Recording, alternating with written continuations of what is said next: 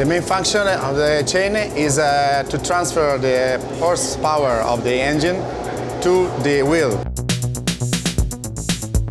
Chain have many different small parts. There are many links. Altogether can do a strong transfer of the power from the engine to the wheel.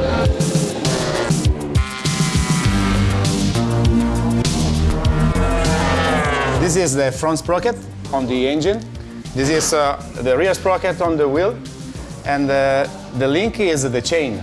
We change the tooth, so the gearbox, and so we change also the length of the chain.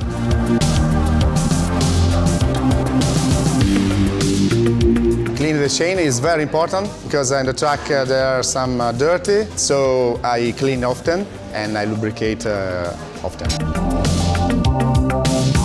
Lubrifying the chain is very important because it permits to save the chain for a long time. I use a chain clean before to clean well the chain, and then I lubricate with chain lube.